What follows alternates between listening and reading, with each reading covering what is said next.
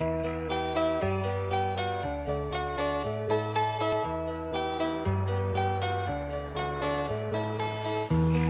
meine Freunde sagen, lass die Finger von ihr, denn ich bin kaum noch zu ertragen. Ich red immer von dir, denn du bist online, doch du schreibst nicht. Und ich schlage auf den Schreibtisch, frag mich, ob du grad allein bist.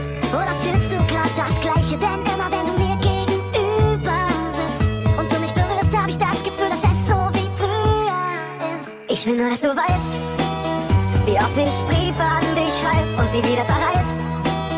Und dass ich dich liebe und so ein Scheiß. Ich will nur, dass du weißt, wie oft ich Lieder für dich schreib und sie niemandem zeig, weil ich will, dass niemand davon weiß.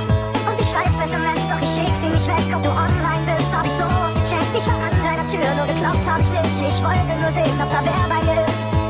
Alle meine Freunde raten, dich mir aus dem Kopf zu schlagen. Die wissen gar nicht, was sie sagen. Dich zu vergessen dauert Jahre. Und ich geh kaum noch auf die Straße, denn ich seh überall nur Paare. Und trägt ne andere deinen Namen.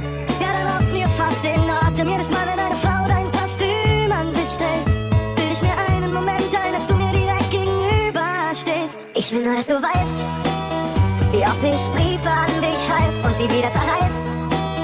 Und dass ich dich liebe und so ein Scheiß. Ich will nur, dass du weißt, wie oft ich Lieder für dich schreib und sie niemandem zeig, weil ich will, dass niemand davon weiß.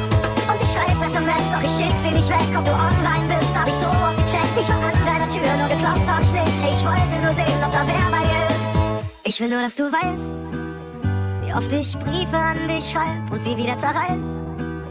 Und dass ich dich liebe und so ein Scheiß. Ich will nur, dass du weißt, wie oft ich Lieder für dich schreib und sie niemandem zeig, weil ich will, dass niemand davon weiß. Und ich schreib SMS, doch ich schick sie nicht weg. Ob du online bist, hab ich so oft gecheckt. Ich war an deiner Tür, nur geklopft hab ich nicht. Ich wollte nur sehen, ob da wer